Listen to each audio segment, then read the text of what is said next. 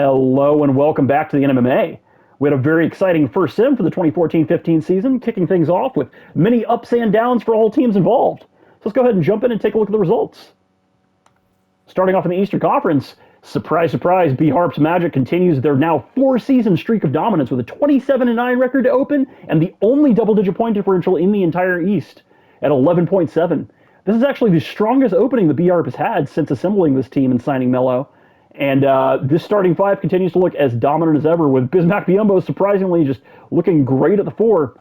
What can you say about this team? 3 straight finals and maybe 4 after this season. We'll see. Not far behind with just a .005 winning percentage difference and just 1 win behind. The Cleveland Cavaliers, they had a somewhat underwhelming progression from Jimmy Butler, but the 95 overall James Harden-led team is looking just as dominant as ever. They have an 8.9 differential. Again, not far behind at all. Just 1 more loss in the Cleveland Cavaliers. We have a very tight top 3 race here. The Atlanta Hawks, they had a very underwhelming progression from Kawhi, but a great progression from Anthony Davis. And tweaked just a little bit, bringing in old, now sophomore, Oscar Schmidt to lead this team. They shockingly, despite having both Kawhi and AD, have a pretty underwhelming defense. What is that? That looks like it's perhaps the 3rd worst among play-in and playoff teams in the East. Shocking. But I think the best offense in the entire East. So kind of shocking. Not exactly what we'd expect here, but such are the things in Atlanta, and they could very well end up the 1 seed before you know it. Not far behind them, just 4 wins less and 1.5 games back from the 1 seed, the St. Vincent St. Mary Fighting Irish.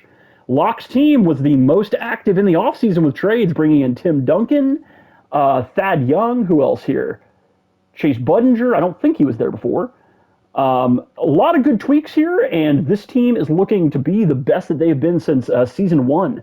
They've tweaked things dramatically, no longer being led by the LeBron James and Kevin Martin duo, with a lot more depth, and LeBron James probably having the best season since his first season. At an 8.7 differential, that is the third best in the East, and 22-7. They have had some chemistry issues, so I mean, they could look to be even better. The Philadelphia 76ers. Tequila has got to be patting himself on the back for this. He has struggled ever since losing Melo, and now he has increased at 20-14, just 6 games back from the first seed, and looking very good with a positive point differential. Probably some room to grow still, and I think that they have some picks to trade. The Philadelphia 76ers, with Conley, Roy, Pierce, Serge Ibaka, and Brook Lopez. Honestly, I didn't trust the spacing of this team, but they are proving me wrong with that 5 seed. At just 1.5 games behind them, the Chicago Bulls, frankly, I was expecting a little bit more from them. They did trade for Kevin Martin, and he's probably going to be panning out very well for them. But they have some time to work out their chemistry issues. They're currently sitting in the 6th seed, but really not far behind. They could jump as high as the 4, or they could fall into the play-in. Time will tell. The Detroit Pistons, after making a massive trade from the now abysmal Charlotte Hornets for Joe Johnson, ISO Joe is helping them, but they still have some chemistry issues to work out themselves at a 7 seed currently, just 2 games above 500. At our first team below 500 with the 8 seed, locked into the play-in right now, shocking. Better than anybody here would have expected, probably the surprise of the season thus far, the Toronto Raptors, with Norris Cole, OJ Mayo, and the great progression from Harrison Barnes and Jonas Valanciunas, and their great defender, looking to be far better than he ever was in real life, Anthony Bennett coming off the bench. Really, this is being led by Jonas Valanciunas having a career season thus far, and they're looking not that bad. Granted, they're 4 games below 500, and they have a negative point differential, but they're sitting in the 8 seed, and they very well could be looking at a play-in run, and perhaps that'll be good for how they can use all their cap space in the coming season. The Miami Heat had several great signings here, bringing in Zach Randolph, Yao Ming, Jamal Crawford, amazing pairings with Kevin Durant. They still have to work out some chemistry. Nevertheless, their ceiling is a little bit lower than expected at a negative 4 point differential, and that looks like 7 games below 500. But they're sitting in the 9 seed, and they should be a fairly strong play-in team. Perhaps they can make one more move and make the push to an actual locked playoff team. And rounding out the play-in teams, the New York Knicks. Honestly, I was expecting a little bit less from them, but they continue to push with their veteran talent in this slower rebuild that they're taking. C-Man is probably not too disappointed in that. Just outside the play-in, the New Jersey Nets continue to have a fairly good defense at 101 points given up, which, I mean, isn't great, but in the context of the rest of the East, is better than expected, considering they have traded all of their stars, Andrew Bogut, Dirk Nowitzki, Kevin Garnett, Chauncey Billups, everybody is gone here. led by Isaiah Thomas, who is having, of course, a career scoring season. They are 9 games below 500, but just outside of the play-in, so who knows what could happen. The winner of the past lottery, bringing Nikola Jokic to pair with Josh Smith, is also drafting Aaron Gordon and I think Lee Erickson. Fairly strong team, still a long amount of retooling and developing to be ahead of them, but they are looking decent considering they were at the bottom of the standings last season, and they're probably right where they want to be. Maybe Jokic can make a push to be in the plan. We'll see. We're just behind them with the second pick in the lottery, drafting Joel Embiid. The Washington Wizards, led by Joel Embiid and Cookie 0-5, of course, our favorite player, are in the 13 seed at 9-25. Below them, the Milwaukee Bucks, leaning into the tank and starting Thanasis Antetokounmpo, of course, the greatest Antetokounmpo Buck of all time, at the 2. Kind of shocking move there. They are a negative 14.6 differential, and they're going to be looking at a high lottery pick. And rounding out with only 4 wins in the first season, how the mighty have fallen. The Charlotte Hornets fully embracing the rebuild, led by a ton of youth with Marcus Smart. Who else here? Terrence Ross. Wilson Chandler, not exactly youth, but I think he's scoring a career-high 19 points per game. Devin Harris is doing all right as well. Hopefully they can flip some of these assets into some picks, but they are looking for some dark years ahead of them. Moving over to the West, the Houston Rockets, despite losing Gerald Wallace at free agency, considering we didn't have bird rights, we are looking better than ever. PJ Tucker is slotting in very well as the 3 there, getting plenty of corner looks just like real life. And we have an amazing, almost plus 27-point differential. Our defense has shockingly increased, and our offense has maintained at 122 points per game, looking modern as ever.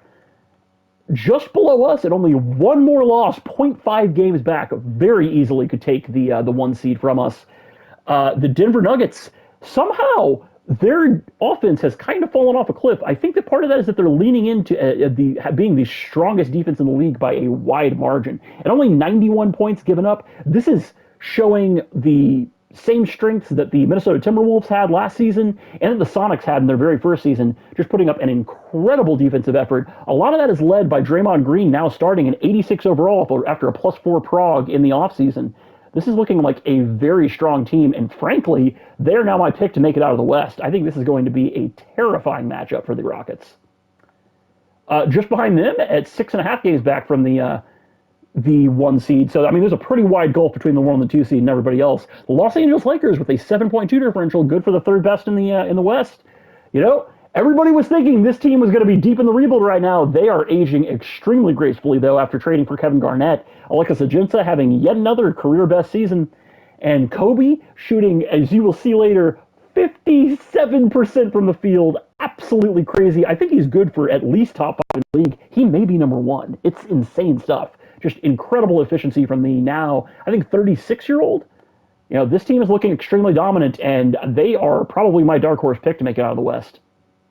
The San Antonio Spurs tied in record at 24-11 with a 5.1 differential, so good for a little bit less, actually under the Sacramento Kings.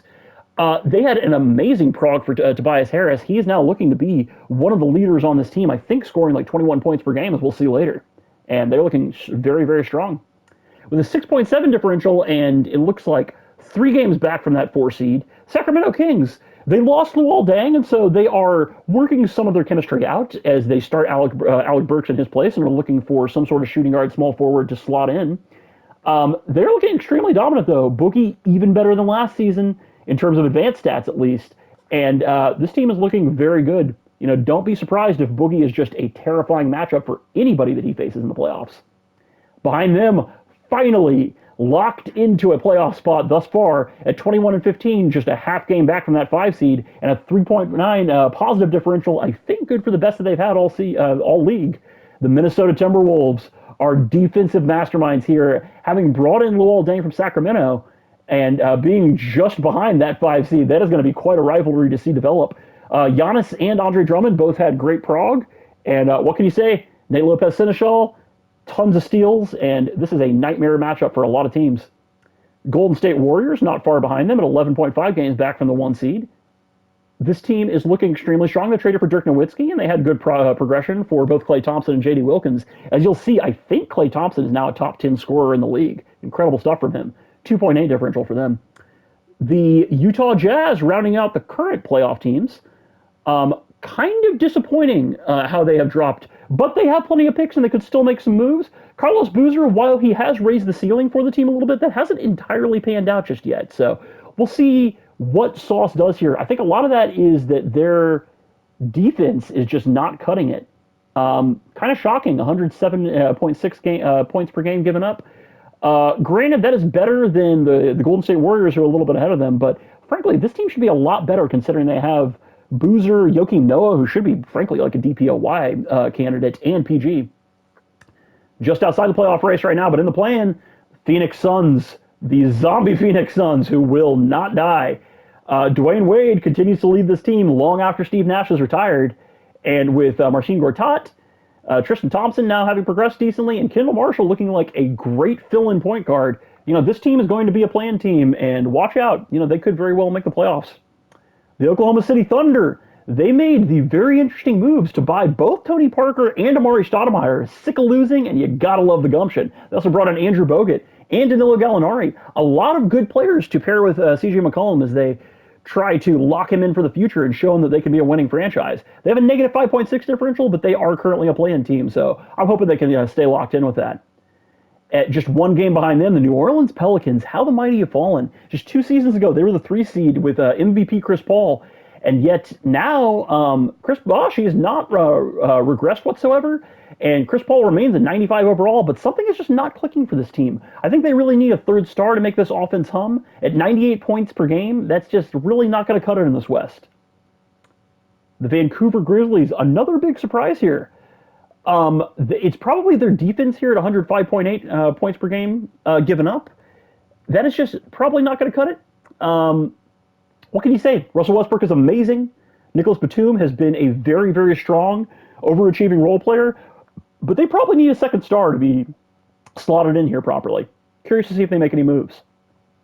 Behind them, significantly at 3.5 games back, the Seattle Supersonics, they made just a ridiculous amount of signings, bringing in Gerald Wallace, who else here? David West, Emeka Okafor, and AK-47. Just a ton of veteran front court talent, none of whom are starting. This tanking team is being led by, as you will see soon, 25 points per game scorer Zach LaVine. He's a rookie and might be running away with Rookie of the Year. Just crazy considering he was not a top 3 pick. This team has a very strong future, especially because Justin owns all of those Hornets picks for these next 3 years. They could be looking at a super team coming out of the end of the 2010s, early 2020s. Crazy stuff. At 3 losses behind them, but the same amount of wins, the Dallas Mavericks, steady does it. They are beginning to progress. Dennis Schroeder is looking like a very strong point guard. Otto Porter, a very strong role player. But, they really still need a couple of more years to develop and to acquire a few more building assets. And at the 15 seed, just a half game back for the 14 seed, though, the Portland Trailblazers, Brevin Baker in the Chaos event was found guilty of a gambling controversy, along with, who else was it? John Henson. And I forget the other 2, but they will be missing next sim. And honestly, that has not hurt the tanking Trailblazers. Brevin Baker is looking extremely strong. No progression from Victor Oladipo was kind of a shock, but he is still having an extremely good scoring season. So that'll wrap up looking at the standings. Let's take a look at these team stats now. So starting off in the best offenses, Rockets leading by pretty much 8 points per game. That is crazy stuff. Still a lot of other very strong offenses here. Shout out the Timberwolves being locked as a playoff team right now, but being the 22nd best offense. That is a slow-paced team who knows exactly how they want to play. And the fewest points allowed, Nuggets with a very wide margin, 91 points allowed per game. That is just crazy stuff. Nobody wants to face the Nuggets when it comes playoff time. They really still could have more prog ahead of them, too.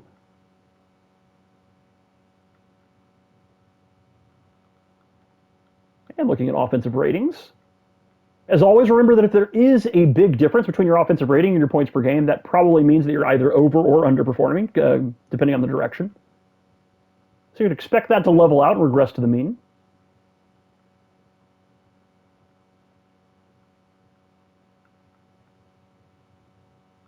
And for defensive ratings, Unsurprising, Nuggets, Rockets, and Magic up top. Don't sleep on the Timberwolves and Sixers, though. Sixers at number 5 is quite impressive.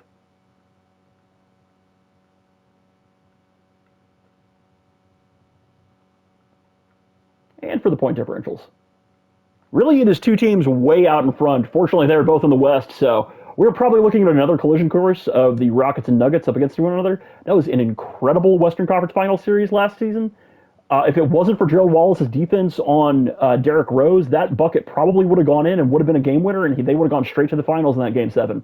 That is probably the closest game that we have had thus far in the league, and I kind of think that the Nuggets are going to do it this season. We shall see. So let's take a look at a couple of the other stats. Sort by three-pointers made.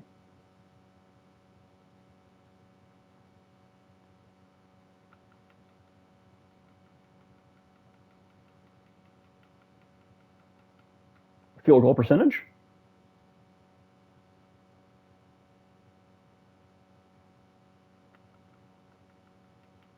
Make sure to chat me. You can DM me. You can put it in general. You can put in suggestions. Which kind of stats you want to be shown in team stats. I'm generally going to try to expand how many we've been showing so that you can get a little bit more of an idea of full team success.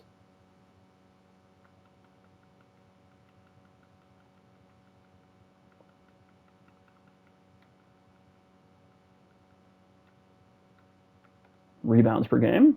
This should be valuable.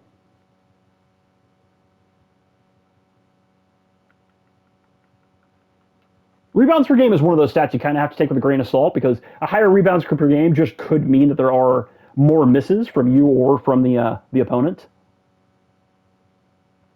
So if you're playing a higher pace, there'll be more chances for rebounds oftentimes, which could be good or could be bad. It very much depends on your personnel. Steals.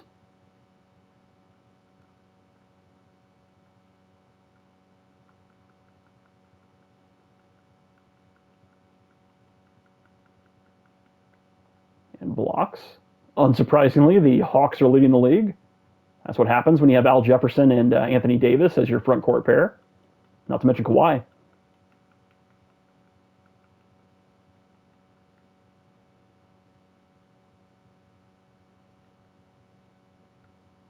That'll probably do it. Okay, next let's take a look at league leaders. Who can guess who's the league leading scorer here?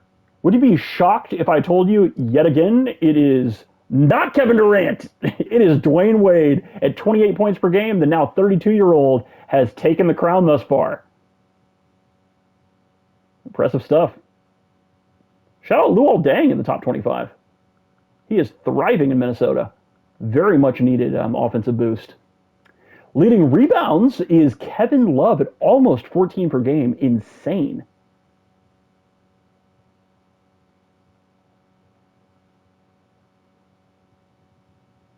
Anthony Davis rounding out the top 25. We now have 4 players who are averaging over 10 assists, with Eric Bledsoe joining that very elite group. Just shows how well he is finally melding with the Spurs there. Rondo and Conley leading steals per game. 2.3 steals for Conley is very impressive considering his size. He's a formidable defender. Shout out Brandon Jennings.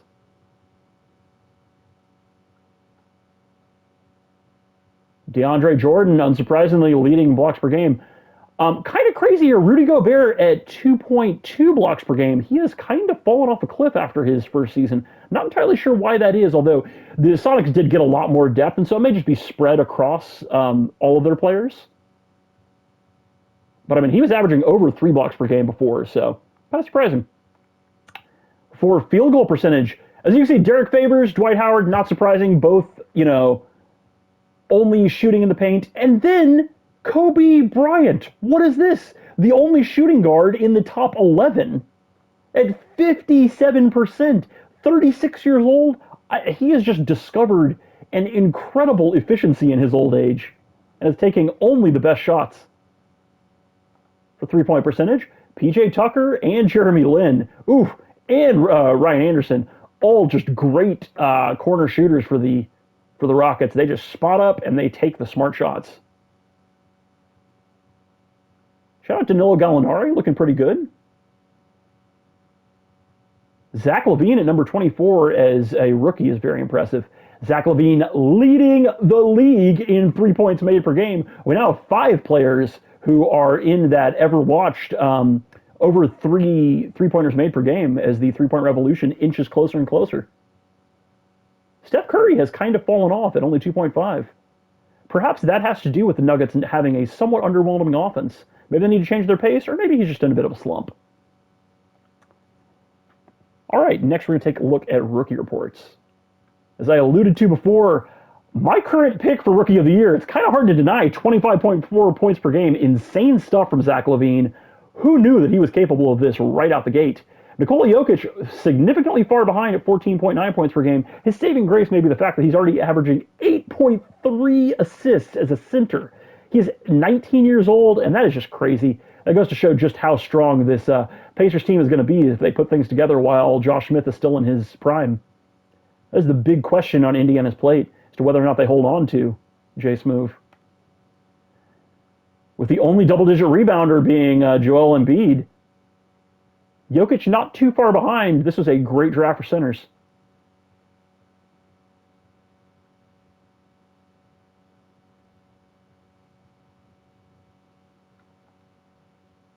I want to make sure that you remember that any rookie who averages over 26 minutes played per game, who is pick 10 or lower, and they have to average this over the entire season playing all 3 sims, they'll be eligible for a potential boost to either their overall or their potential come the offseason. So that's good incentive to play your guys, but make sure that you're doing that for the entire season, because if you miss a single sim, if they're in the G League or if they're just not playing enough minutes, they will be disqualified.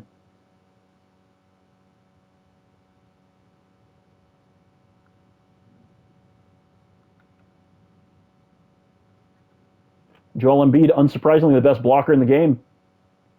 Shout out Jeremy Grant at number 3, though. That's pretty impressive. Very strong rookie class here. Deeper than we once thought. All right, now let's take a look at picks. This is up to date with any of the trades that happened prior to the Sim 1. So anything that has happened since then that has not been entered just yet. As a reminder, any picks from 2015, 2016, or 2017 that say Trailblazers or Fighting Irish, make sure that you swap the names. That'll be based on what the opposite team's finishing position is. But that'll correct itself as soon as we reach 2018, and then the names will match.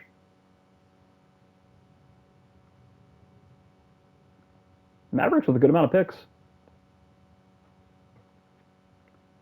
Nets have really completed this rebuild, and they have so many picks for the future. DeGames has done a very good job selling off his team, considering how old they were and how much he had to read the writing on the wall. It's very easy to get attached to a team that is taking you to the finals. So, big props to him.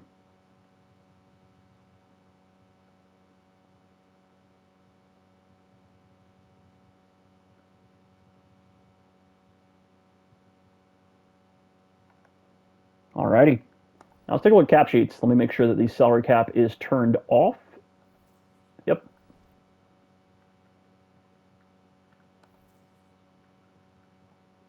Please, please, please be updating your sheet. We had a pretty long delay this past offseason because it took a while to get everybody's sheet in order, so just take 15 minutes. 15 minutes, per week to make sure that your sheet's up to date. That'll make everybody's life a lot easier.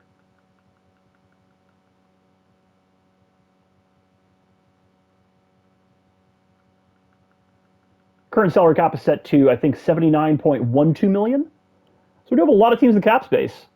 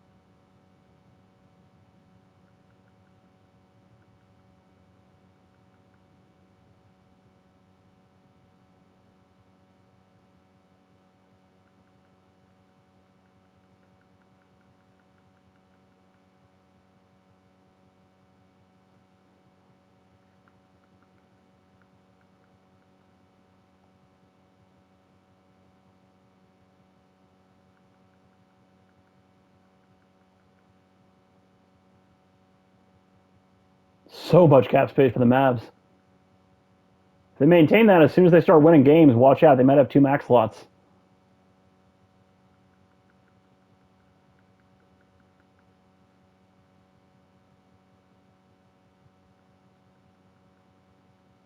Nuggets decently below the luxury tax. If they do win, they're going to be primed in a decent position to put together a dynasty. No surprises there.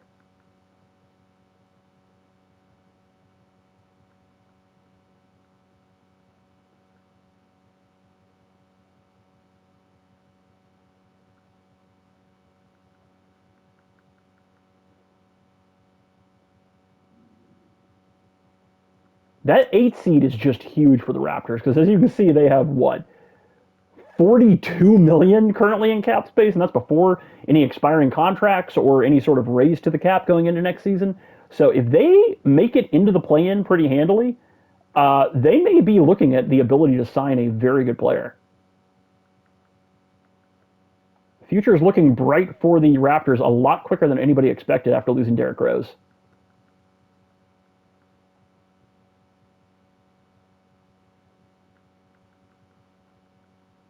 I highly encourage that when it comes to free agency, be very diligent with the amount of offers that you actually extend. A lot of people just extend, 3, 4 offers and hope that those are going to hit. The more the offers that you send, remember you get 18 per period, so that's 36 total in free agency. That's a lot. And the more that you send out, the more that you hedge your bets, the higher chance that you get to actually sign people. Now, that being said, learn from what the Sonics did and don't just offer to a ton of people without telling me how many to sign or putting in a contingency plan, because you may be a tanking team who signs just a ton of veterans and now you're stuck being relatively middling with 2, 3 year contracts that are very difficult to move. So there's a happy medium to reach. Wow, just almost a team's worth of dead cap here for the Washington Wizards. Fortunately, all very cheap. Okay, now let's take a look at player stats.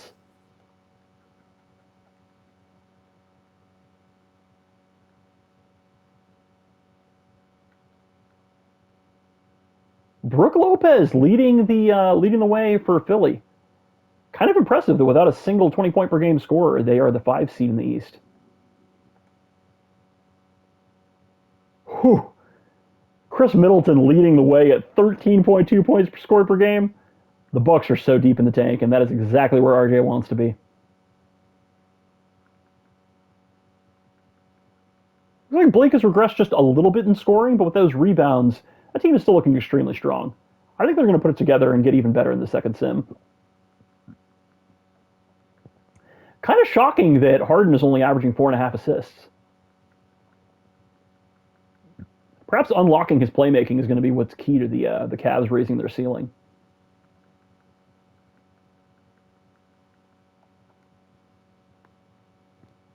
Eric Gordon is the top scorer for the Hawks. Didn't have that on my bingo card. Guess it makes sense because he's the purest shooter and the guy who's just out there to get buckets. But still pretty sort of surprising. 17 and 13 for Z-Bo in Miami. I really believe in that Miami team. I think they're going to put things together. They may even make another move, and there's no reason they should be a 9 seed. That's about where they sat prior to all these signings. I think they're going to put it together and be, I don't know, 6 seed. We'll see.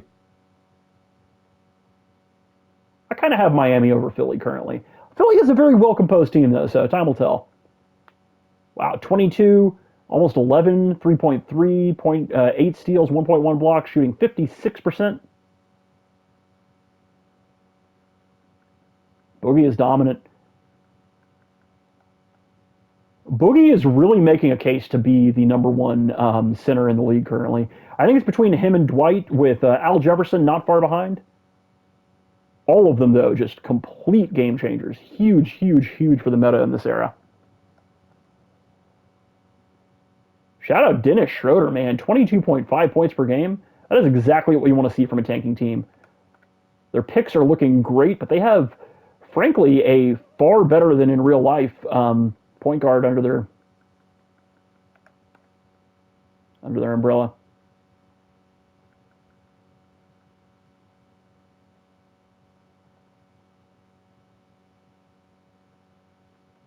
No great scorers here for the Pacers. But watch out as soon as Jokic gets one of them. either himself or if he has someone to pass to. That was just such a huge draft for the Pacers. Completely saved that franchise. Kemba Walker now averaging over 21 points per game and 5.7 assists. Looking very good. As you can see, Jonas here, key to the Raptors' success. I was not expecting him to be this good this early. Almost 18 points, 11 rebounds. He's the real deal. Curious to see if anybody buys on him, because I know that the Raptors have been posting him on the trade block quite often.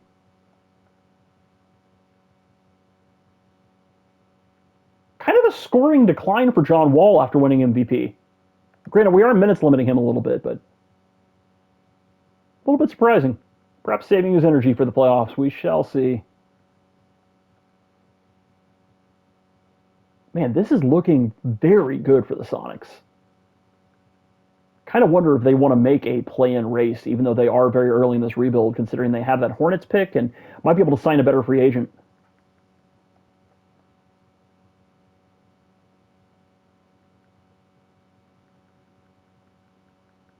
Unsurprisingly, great defensive stats for the Wolves. Why is the Trailblazers G League team called the Remix?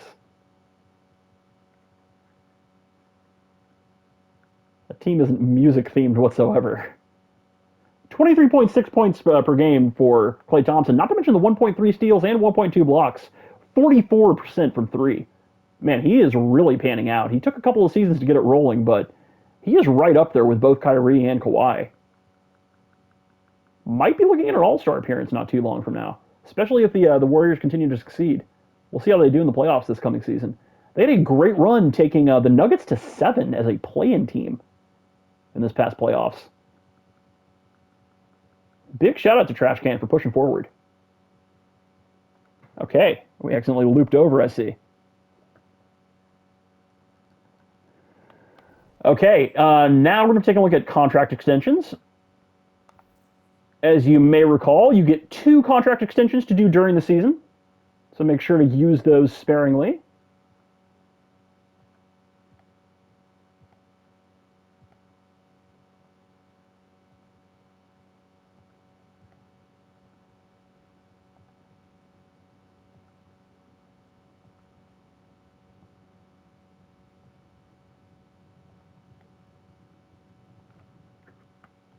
Wow, Tim Duncan willing to resign for the Fighting Irish. You know, granted, he's 38, so I mean, what is his leverage? But that's good news for them. I think he'll still be productive all the way up to 40 if he doesn't retire out of nowhere, which, you know, very well could happen at any moment. Having 2 Defensive Player of the Year candidates on the same team, that is going to be great in the playoffs. That is a huge indication for the kinds of teams that rise in the playoffs. Especially in this era. Defense wins championships. David Lee willing to resign for the Kings. That is a very underrated piece of news here. I know they've been trying to move him, so I mean that could open up their leverage in the trade market.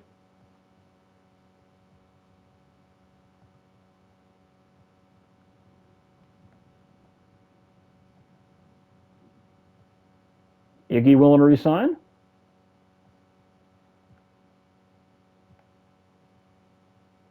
Oh, Chauncey Billups is still in the Nets. I forgot that. 38 years old, might as well not be. Josh Smith willing to resign for the Pacers. Big for him. Joe Johnson already for the Pistons. That's impressive, considering they just traded for him.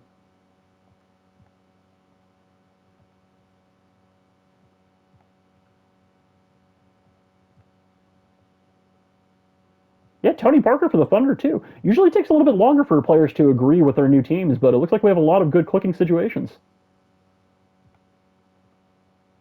Okay.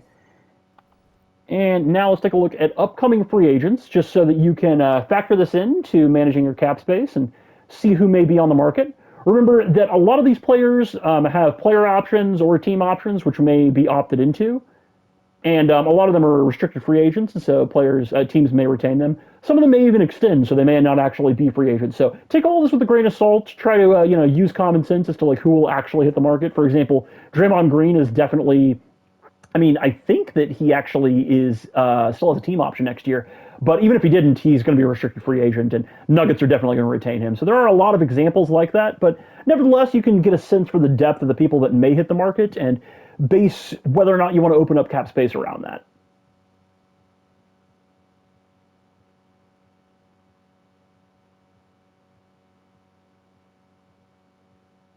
We'll go through the 80 overalls.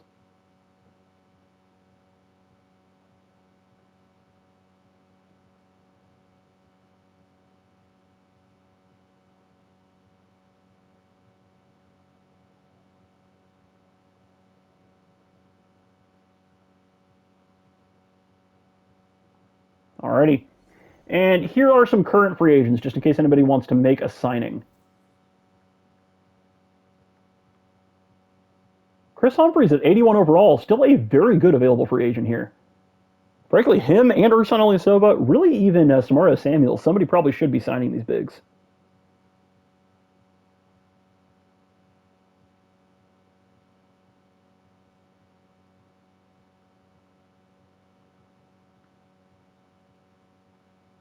Okay, that should be good.